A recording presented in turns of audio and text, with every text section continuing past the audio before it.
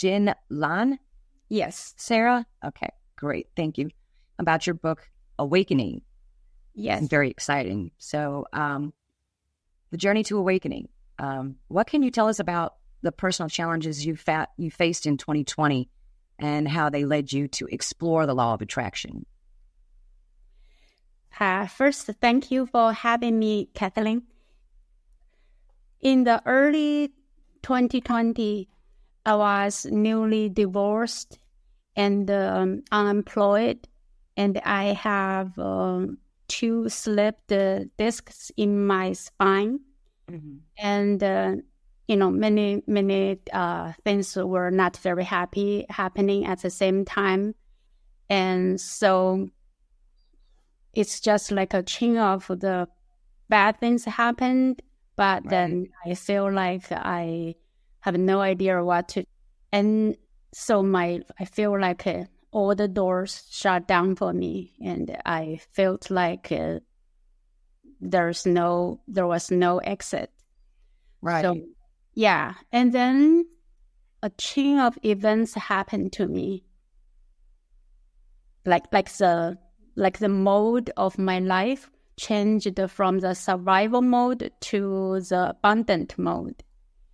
And so I think the revelations I received from those events can be very valuable to the people who have the same experience like I had before. And I think it applies to everybody.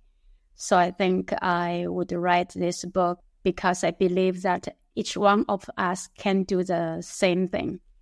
Yeah, I've been trying to do it myself, and it's a struggle to find the right, I guess I'm trying to find the right words, the right path to go, to be able to follow, because there's so many different ones out there when it comes to the law of attraction. So how did you first come across the concept of the law of attraction, and what were your initial thoughts on it? The first time I heard about it was from YouTube. Interesting. So I feel like I call YouTube my YouTube university because I learned everything. Also, when I was so limited, I had no access to the other way, right? So the farthest I could get out of my life was my cell phone. So I use YouTube a lot. And so the first time encountered the law of attraction was, I think her name is Abraham Hicks. Abraham Hicks. My English is not my first language, so I'm not so fluent, but I will try. So I think her own name is Esther Hicks. Abraham Hicks is like the bigger her, like her higher self. Then Esther is the smaller version of her. So in the beginning, I did not notice her name Esther. I only know Abraham Hicks, right? And because she advertised that way, and from the first lecture I heard, I was very impressed. I felt something very deep, very profound, very grand there, but I had no idea how to grasp it because I had any experience with any religious teaching or any spiritual teaching. Because I grew up in an atheist society, so my mind was very confined in the 3D or 4D dimensions. So I had no idea how to get out. So it was fascinating, but I had no idea what exactly the law was. She repeatedly mentioned the word, the law of attraction says this, the law of attraction says that, and I had no idea what it was. So I did thorough research. I spent many months to do the research on this topic, and eventually I clicked. Yeah. Okay. So is that how her teachings resonate resonated with you? Yes. Especially, one thing I get from her very valuable was she said one thing very important. She says, only talk about the things you want. Don't talk about the things you don't want. And this is especially valuable for me, especially for later I met my now husband. By the time I listened to her lecture, I was single, right? No, not dating anybody. But without her advice, even I met a perfect man like my husband now, I could not handle it. Especially, we're very different. He's a liberal, very, very left side of the liberal. And then I'm newly becoming a conservative. So we could have a lot of argument and upset each other if I did not follow her advice, because the mind will keep arguing, right? And then her advice is only talk about the things you want and don't talk about the things you don't want. So it many times it stopped our arguing right in the middle. Yeah. Okay. So I like hearing that it's like to stop thinking about what you don't want and think of and try to focus on what you do want. Does that also go for don't focus on what you don't have? What don't have, you don't want what you don't have.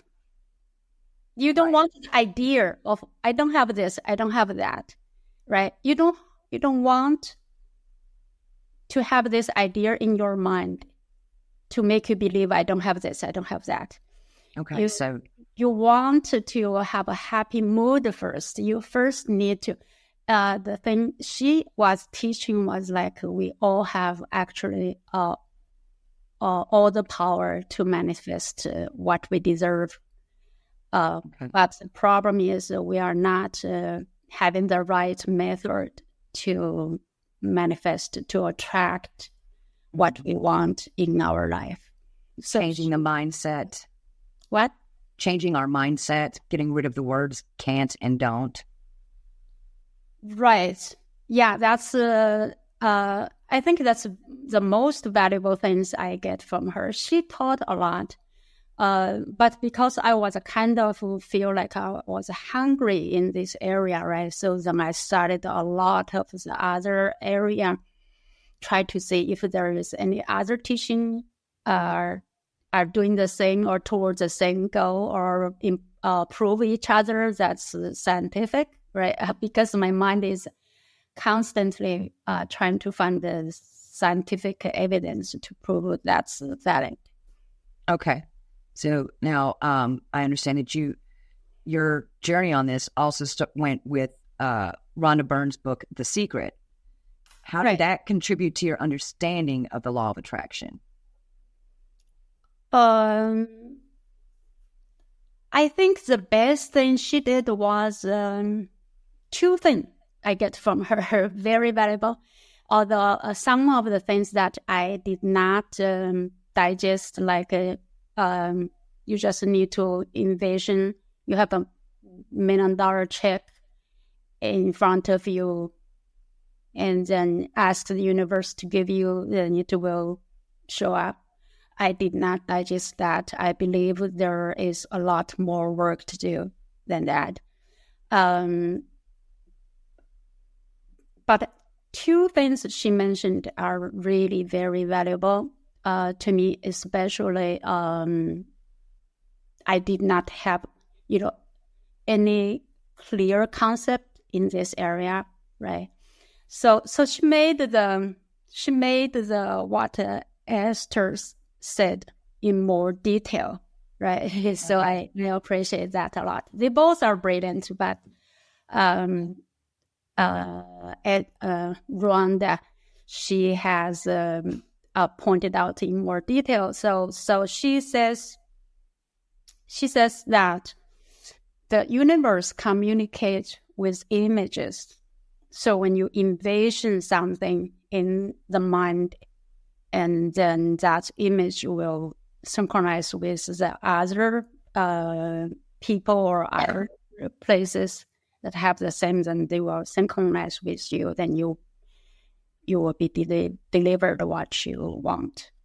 So it is more deep than this simple statement. So I wrote more detail in my book to, just break her statement in more detail. So to show how that's possible.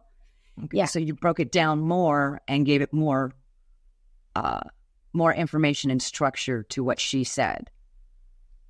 And more detail. You gave more detail to what she was already saying.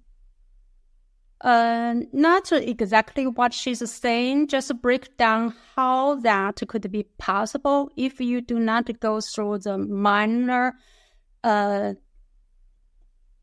smaller steps. If you don't do the smaller steps, you just jump to the conclusion, I envision $1 million check, it will show up. It's not like that. Oh, okay. So it can, yeah. Go ahead. I'm sorry. It's fine. So, and later I also realized that after I studied many other areas, I realized that sound also work, not only images. Okay, so sound plays into it as well. Right. Sound. Actually, it's three things: sound, image, and also the consciousness. Yeah, the three way. But because most people are not trained in the consciousness way, so the way that everybody can do is sound and image. Okay. So can you explain the three pivotal truths of the law of attraction as you understand them? Yes. I might not explain in very detail, but the rough idea I can give you. So the first one is thoughts are vibrational. Yeah, vibrations or you call it a vibrational energy, because they share the same interference patterns like waves, right? Okay. And for example, lovers build up each other, and fighters destroy each other, like that. Yeah. Oh, okay. Right. And then the second one is likes attract likes. So you like tennis, I like tennis, we go play tennis together. And okay. Yeah, so it's like that. The people like the same thing, like the folks audiences like folks, and the CNN audiences like CNN. So they don't communicate with each other very well, but the same group of people, they can party together, right? Oh, okay. Yeah, so it's the same kind of, it's actually very simple when you think more about it. It's very simple. Yeah. Kind of tears down the old adage of opposites attract. They don't. They can attract for a while, but if you want to keep a connection long, they don't keep that long if the other one or one of them don't give up and sink. Yeah. So okay. If you put those, if you put those pendulum, right? So if you put one there, and if you put a bunch of there, you start one and you start a bunch of them, then eventually they will vibe at the same frequency. Okay. Even though they started differently with a different frequency, different wavelengths or what, but eventually they will change to be the same. Yeah. Eventually they can sync. Yes. Okay. Very interesting. Yeah. As long as one gives to receive. Gives into receiving, so that way they can sync. Eventually one of them will give in. Usually it's the lower one give in. Okay. Or sometimes it's the higher one. The higher when I say higher, is not the higher frequencies. When I say higher, it means a wider bandwidth. So the wider one means the wiser one has a wider bandwidth. So this person can, adjust himself or herself to communicate with the narrower bandwidth. So then they think first, then the wiser one lead the other one to expand bandwidth. Yeah. Okay. So can you explain the double slit experiment and its influence on your perspective on the interconnectedness of the universe? Because I would love to know more about the double slit experiment. The double slit experiment, it did not change my perspective on the interconnectedness of the universe. It helped me to understand why fighting what's wrong is unwise. So you look at the world and see where other people are thriving and where other people are fighting endlessly. And so the thriving people are those who are open-minded, right? So then they would work together to find solutions to do something constructive to the world. And then the fighting people are those close-minded. They cannot see any other way to live.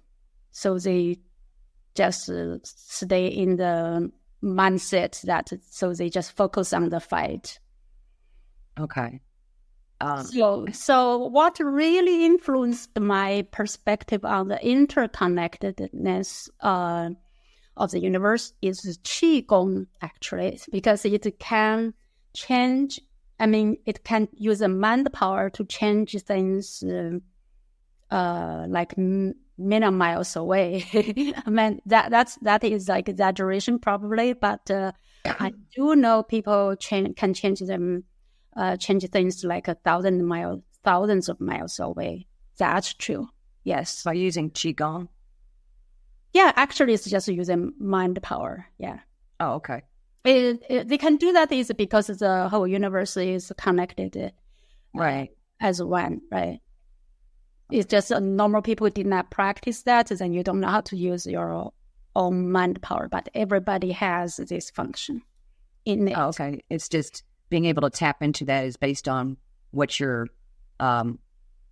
what frequency you're vibrating at, right? Would you say that? Right. It is. Just the people who have a high frequency, usually they have just a much wider frequency. I mean, much wider bandwidth, right? So they are from say near 0 hertz to 100 hertz, like that. And ours probably very narrow, small portion of it. Maybe 10% or even could be less than 10% of them. Yeah. Now, in your book, you've mentioned Miss Sun Chulin's life science research. Can you share more about her abilities and how they impacted your beliefs? Oh, okay. So Miss Sun Chulin, she is an outstanding life science researcher from one of China's top university in Beijing. She's a Qigong master and she has extraordinary mind power. And she could use her mind to change things physically, chemically, and biologically in incredibly short time or thousands of miles away.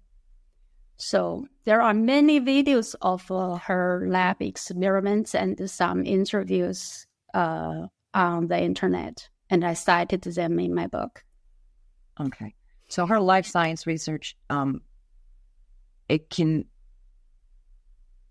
literally use that to literally change, helping cure yourself of illnesses? Yes, you can cure yourself and or cure the other people's illness also. For most of the sickness, you can do that. But what she did was not only heal, is a lot more than just healing. Healing is just a very basic function of her power. Yeah. She has like 60 different way of changing things. Wow. So, how did your role as now you've been an advocate at a homeless shelter? How did your role as an advocate shape your views on resilience and transformation? How did that come about? Oh. So watching people suffering at the edge of survival is painful and scary. Especially my own situation was not much better than theirs. So it urged me to look for exit. So when I did escape that life, I realized that all of us have the power to change our life to the better, and everyone should try this path. And this is a path to wisdom. And when we have wisdom, we will have abundant solutions, much more solutions than problems.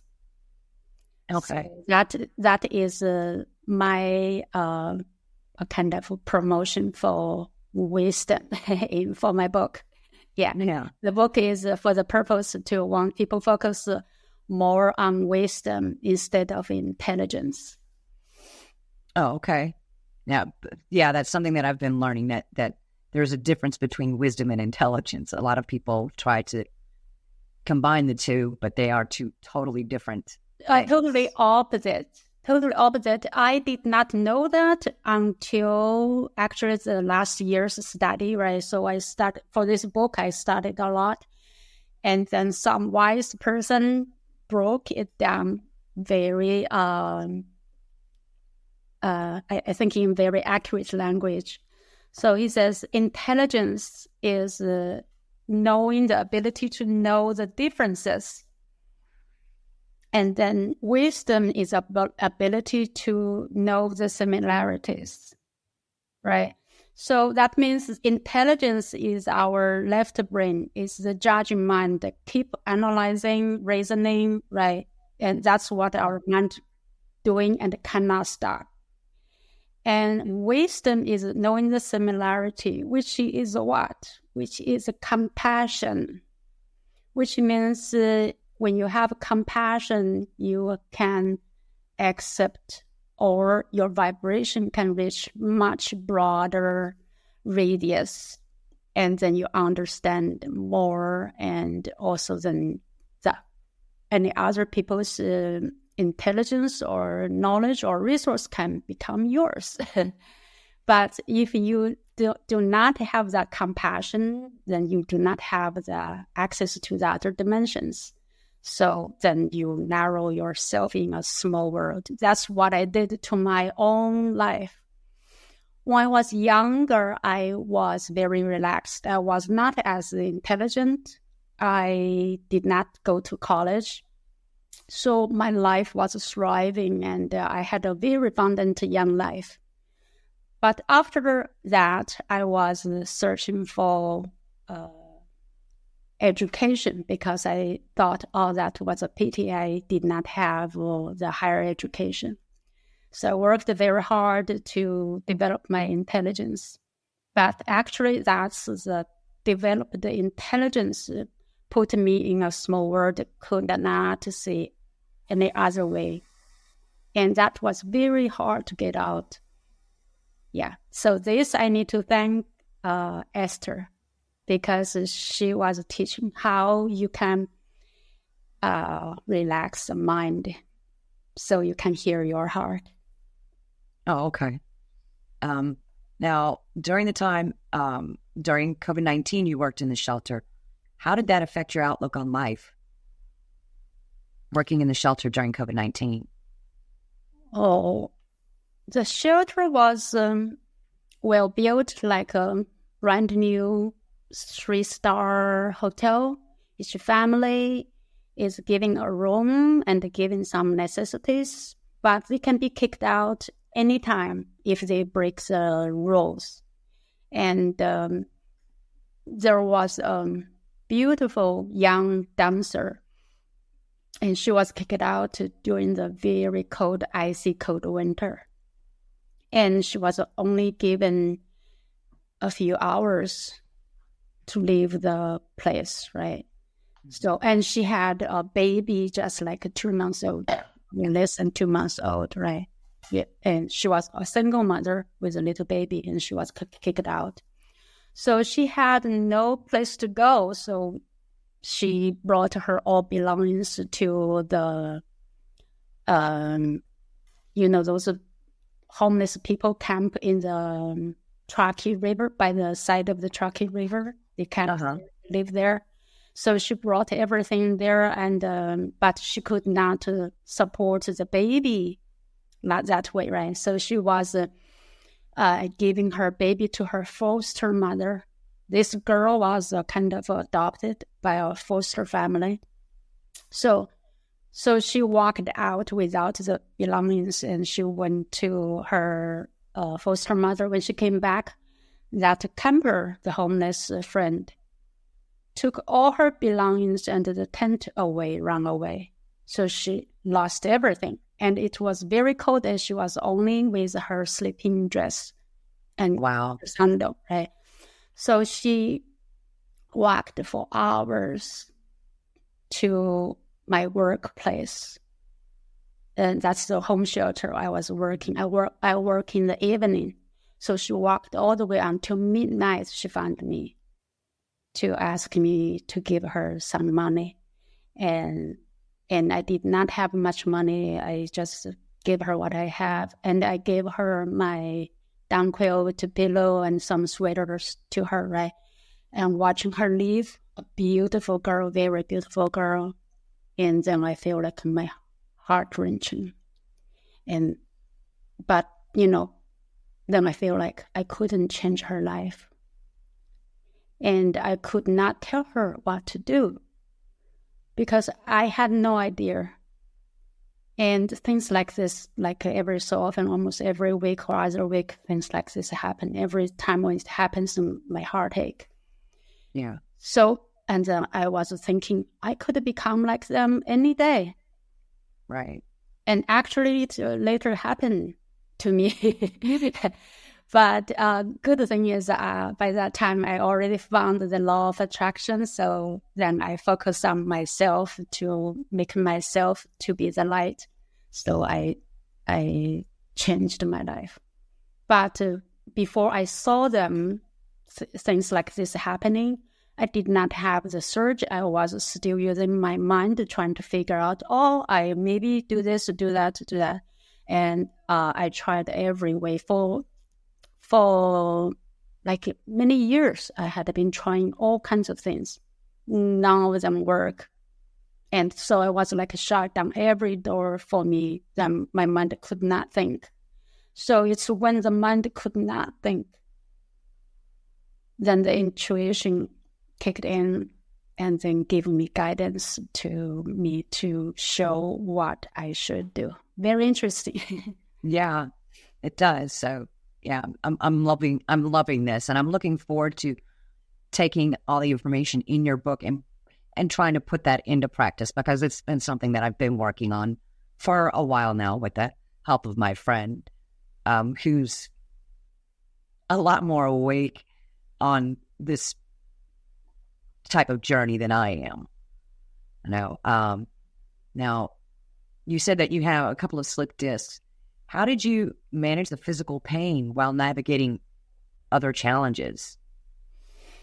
I think what I did, the pain is like a word me that I need to focus on my own well-being instead of worrying about something else, such as politics, right? Like before, I was like reading politics every day and argue with anybody who wants to argue.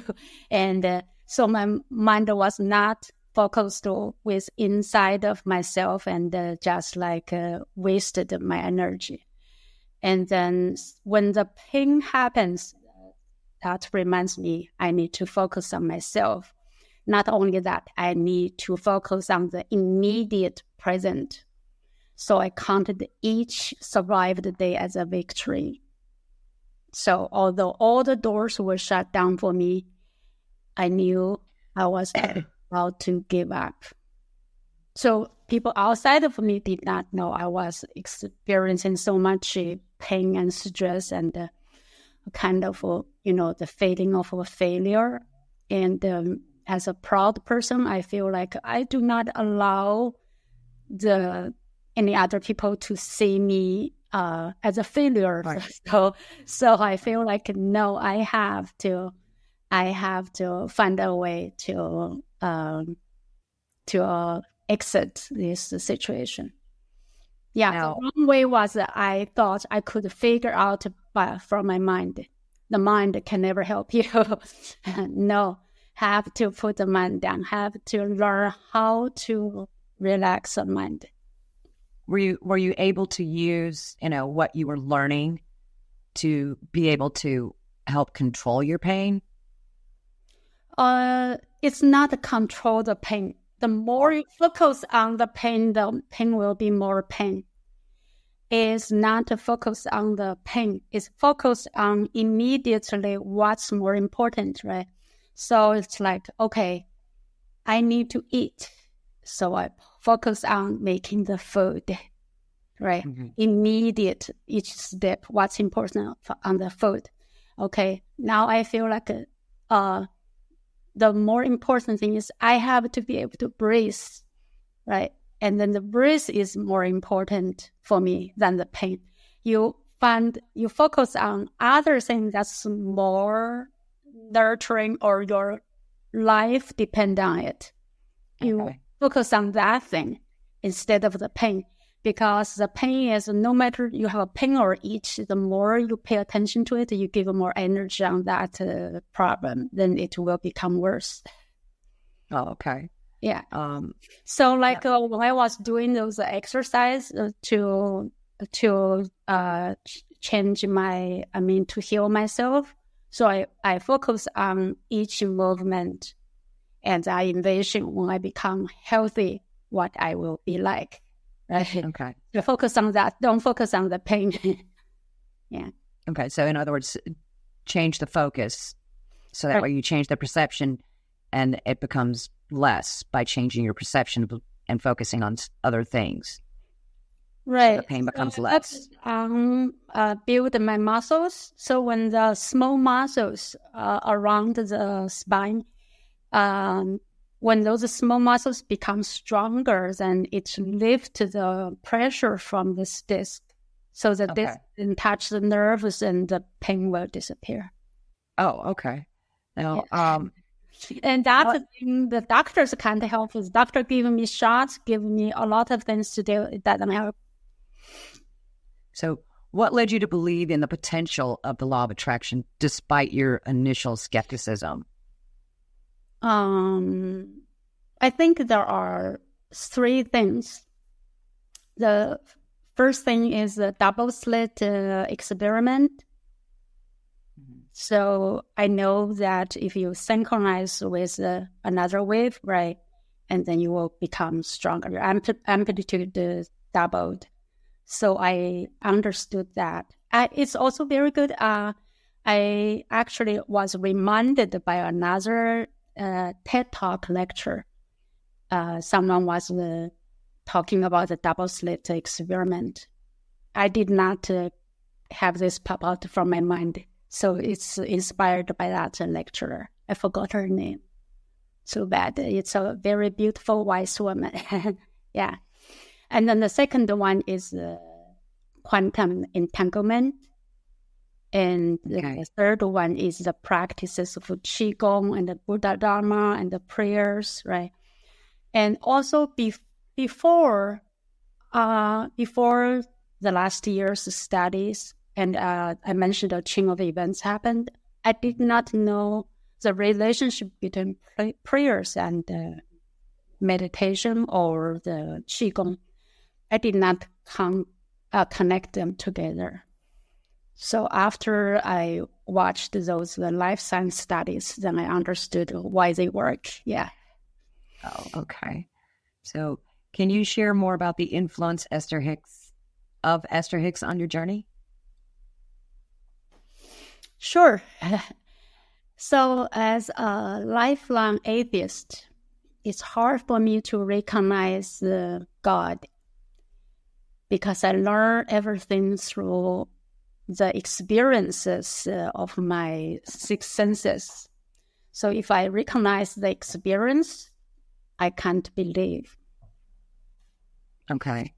So Esther, I mentioned that she taught me how to relax my mind and experience the vibration of my heart.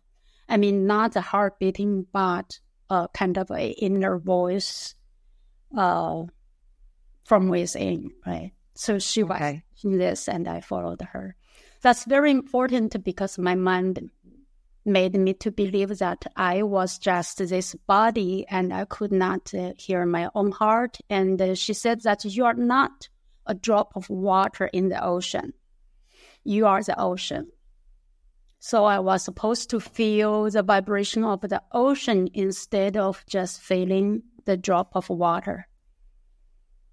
Okay. So I employed her teaching in the process of writing this book, and it amazed myself every day. As you know, that English is not my first language. Oh, it's okay. So, yeah.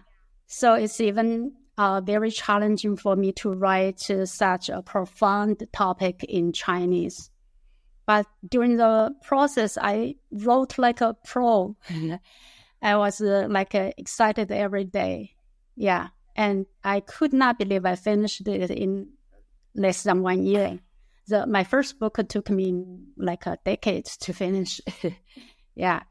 And then also during this process, when I was writing, all the needed information and the resources just naturally flew into my life. It's like downloaded into my life to serve this one purpose. It was easy to find the resources. It made it easy finding the resources for it. Not I'm finding them. I did not find them. They just come to me. They just came to you. Right. Okay. Naturally, very, very strange. And since my new life became better than I ever could dream of. Yeah. Yeah, I feel like the magic since I think since the I think after first is from Esther, then after Rwanda, then I started to see the magic happen to me like very frequently. Yeah. So now, Ken, your husband, how did his entry into your life in July 2021 shape your understanding of love and the law of attraction? By the time I met Ken, I already had the knowledge of the law of attraction. So I was also trying to learn meditation. I was trying to learn the transcendental meditation. I bought this very thick book to read. And after I finished this big book, I still do not know how to meditate because it tells you like a million reasons and a million results. I mean, good things about it, but it does not teach you how to do it. So I hold myself for so long. I know it's good, but how do I do it, right? So I was doing all the research on YouTube, on other resources everywhere, try to learn. But I could not keep very long. I could do a little bit. And then until later, when my father was having an accident, that was the time I became serious. Okay, so there is a method to learning how to meditate, because I try to meditate and I've been finding that, and I find it difficult sometimes to meditate.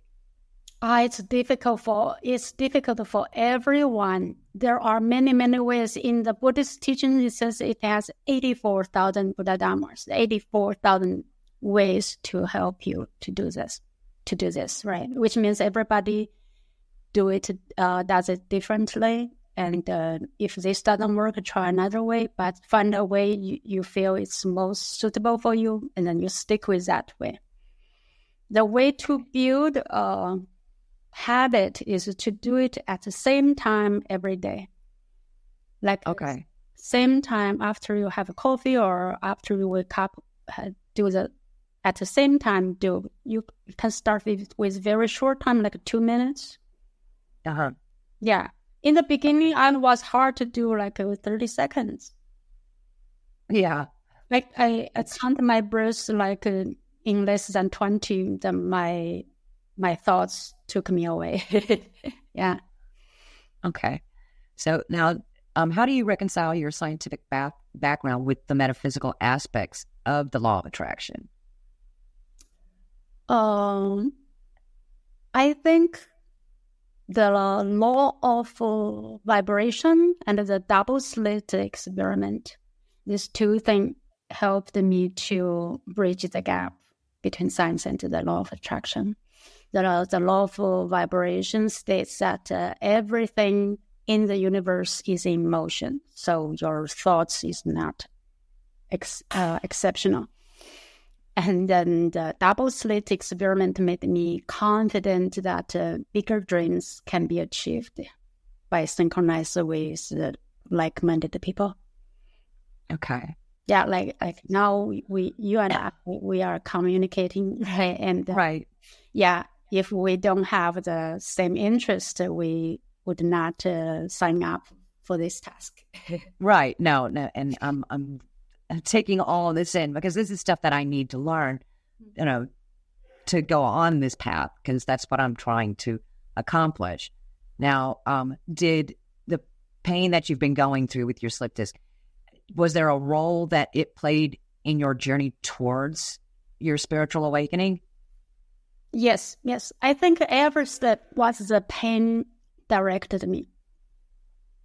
And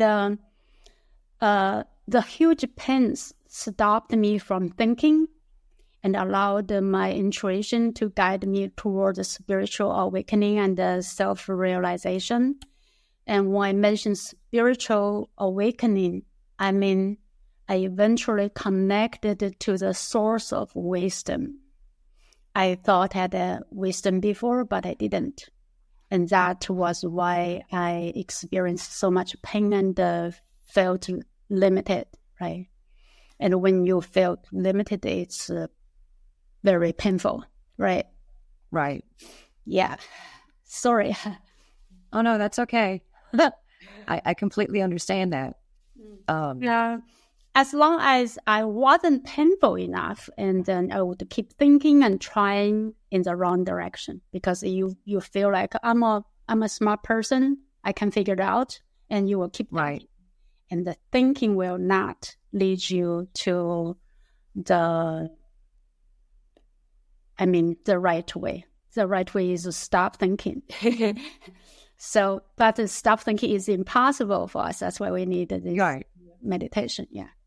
Okay. Yeah, when you meditate, when you slow down the thoughts, and between the thoughts, then the intuition will kick in. Yeah. Okay. All right. So work on extending that meditation time to be able to shut off the thoughts, because the thoughts are what? Yeah, completely shut off is impossible, but as long as you can keep the gap longer and longer, and then as long as you have a gap, then the intuition will come in. Okay, so quiet the noise. You know it's not from your thoughts. It's not a thought. It's very different. Okay. When you have it, you will know. Then you will have a aha. Okay. Can you tell us about the profound events at the end of 2022 that shifted your perspective so dramatically? Yes. So in the end of 2022, actually it's the saddest time of my life, because my father passed away due to an accident. So it's very hard. Anyway, so when he was in the hospital, I could not get there, and then the hospital told me, and my brother also told me that he was put in the ICU, and then it made me all anxious. And I was in the process of applying for the emergency visa and book the air tickets to go back, but I could not do it right away because the costs of the air tickets and the quarantine was very expensive, right? If you want to do the second day or second, third day, whatever, those were like I could not afford. So I thought, well, even though I was an atheist, I would invite anybody, any magical power, any God, any spirit to help. So I asked my old friends, please pray for my father, and please do whatever religion you are, use your own way to help my father. And also when he was in the hospital, he was shut down, and then there was no food for him, right? So I was so anxious, but I could not help him. So I searched from the internet, and I found this Avalokitesvara's mantra. All money, buy my home. All money, buy my home. Yeah. So before that, I never tried any mantra.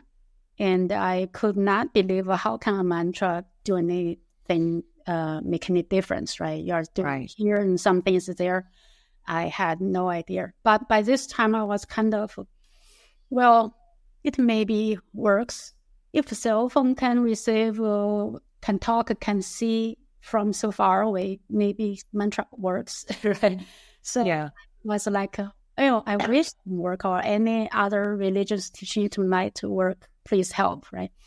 So I did this, and I invited the other people to help. And then so I started to chant this mantra every day. And also by that time, I could not sleep every night. My heart was like shaking, like thrilling every day. So I was doing this every day. And I thought I was doing for him, but eventually I realized that didn't the good for me, benefited me much more than it helped my father.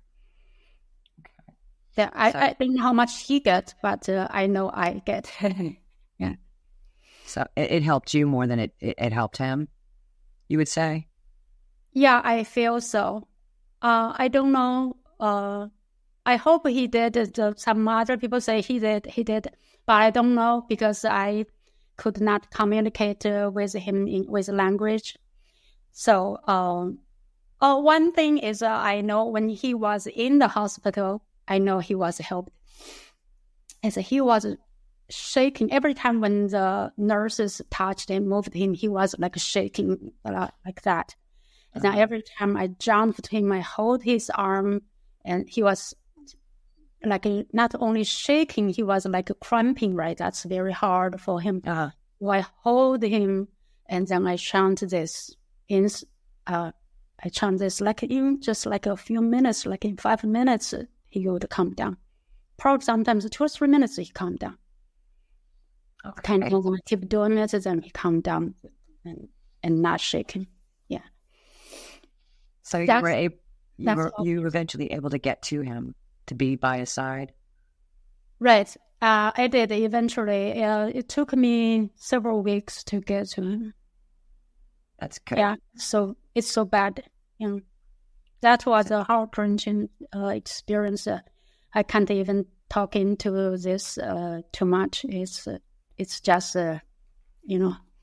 Yeah, I understand. I lost both my parents years ago, and it's still hard to talk about. Yeah. Now, how did you bridge the gap between science and mysticism in your life?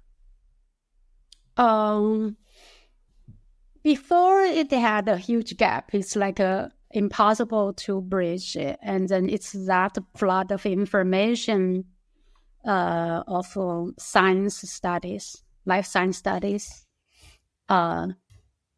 They kind of inspired me and also convinced me that there is this ultimate truth, and those abundant evidence through the highly credible institutions. I believe those studies are not made for any purpose of religion, because China is a Communist Party lead government, right? So they are not promoting any religion, and they are science believers. So they sponsored those universities to do those life sciences studies. I think they are for the purpose to try to find the scientific answers why such miracles can happen. Yeah. So I think it's those studies, the evidence convinced me, and then there is no more gap. And I think the thing that made me understood is that the experiments they showed proved that consciousness is in everything. Okay. I could not believe that before. Yeah. But once you understood that, then everything else makes sense. Yeah. Okay. That's a totally different concept than what I thought of before, but it's something new to look at. Now, once you embraced the law of attraction, what would you say were the most striking changes in your life once you embraced it? I think the most striking change is that I no longer pay attention to politics. Like before, I read politics every day and talk about it, almost every day, right? And now I only read the titles in the news, and I don't look into the detail. Rarely talk about politics. Oh, we still do, but not very frequent like before, like once every day. Now probably every once a week. And also I do not engage with like a long discussion with anybody about politics anymore, because now I feel like I understood why it's like that. Right. And anyway, so then I don't participate. Another change is that after embraced the law of attraction, almost every good thing I envisioned, it became my reality, or the reality is even better than I imagined. So I think the reason why I had such a limited life and then more limited before is because I lost my I think is ability to relax my mind. Yeah. So the things I could imagine were like almost those practical problems in my life. And the more I thought about them, the more they happened. Yeah, so everything you worry about it, everything happened. Yeah. Yeah, that's what I've struggled with a lot with that. So I see what you're talking about. Yeah, I was a very compassionate person. I'm still is, maybe even more, because I now become more open, more relaxed. I'm a Pisces. Pisces are more compassionate because we have every other science feature inside us. So somebody else's pain, I feel more pain in myself. Right. Right. So, but before, so I saw the pain, then I worry about that pain, and then I try to help, then I focus on that pain. But now I do it differently. That's what I'm trying to find is to do it differently. Yes. Switch channel. Changing channels. They need to learn how to change channels. Yes.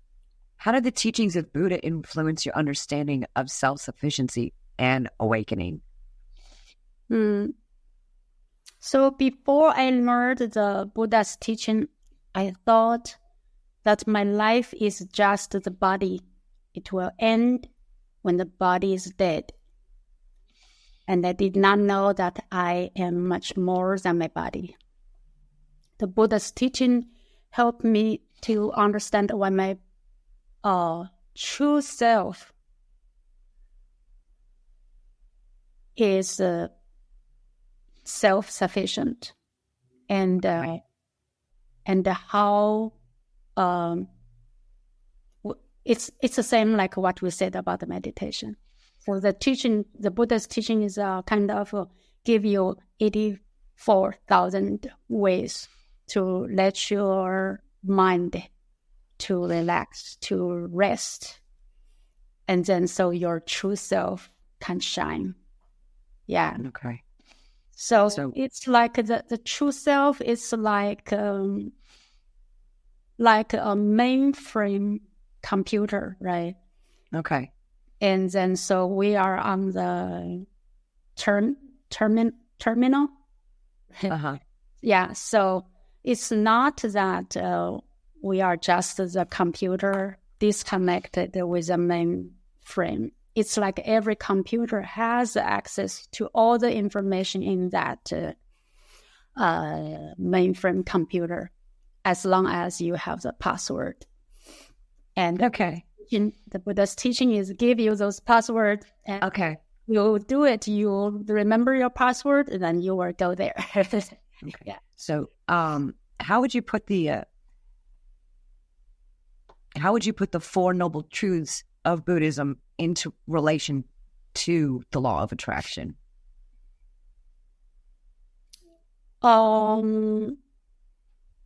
Actually, the Buddha's teaching is not focused on manifestation, right? It's not. Right.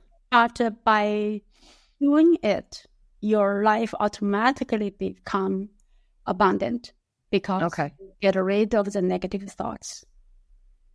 They're teaching the Four Noble Truths is to tell you how your life can only be bitter, be bad, if you keep the way you do, and it will be worse and worse.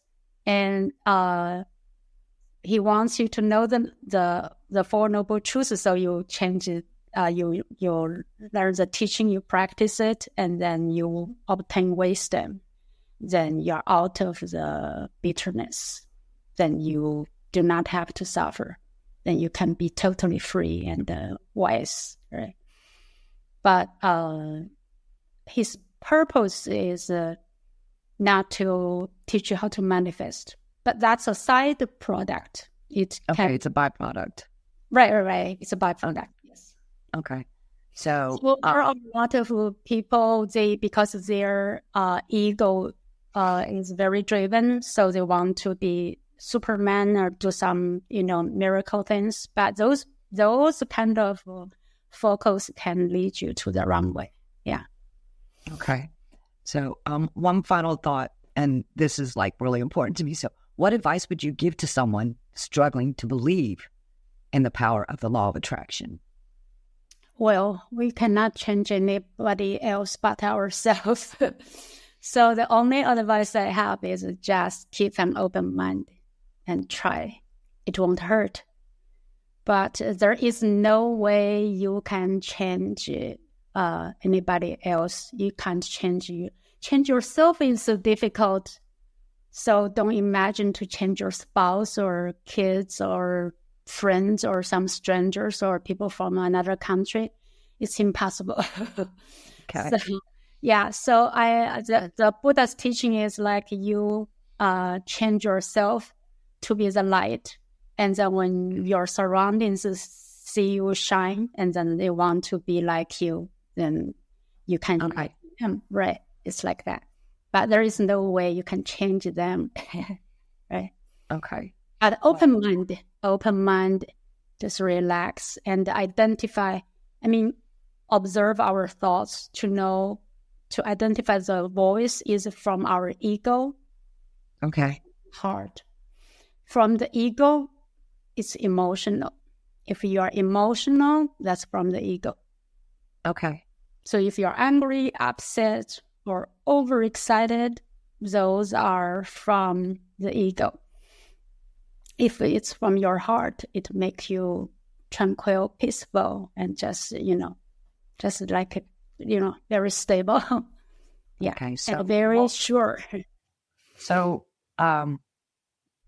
what would you suggest on helping getting away from ego that controls those things that, that, like you said, you're angry or emotional, that's ego, which I know ego plays in keeping you from being awake and moving into a higher bandwidth of vibration.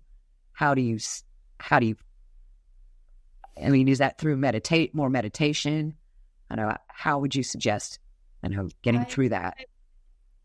I think it's from meditation. And also the meditation is not only the way you sit there, right?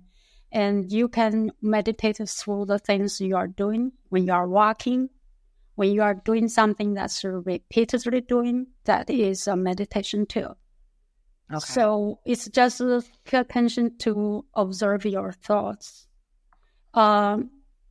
Ego is there for a reason, is to protect our body. Right. And but if we don't have ego at all, we can just when we lose an arm, we don't know, right? So we need ego to protect our body, but too much of it, it could be very bad. Right. Okay. Well, thank you for your time today. I look forward to being able to talk to you again. We'll make sure that we will send over a copy of this recording to you. So thank you again. And I really appreciate it. And I'm looking forward to, like I said, trying to implement what your book has and to helping me on my journey. So I do appreciate your time. Yeah. Thank you very much for having me. And for in the next time, we can talk into more depths. And today, it's the first time for this. I'm not very comfortable. So okay. Yeah. So I will try to do better. Oh no, you did great. I really appreciate your time. This has been very helpful, and I appreciate it. Thank you. Thank you very much. Bye.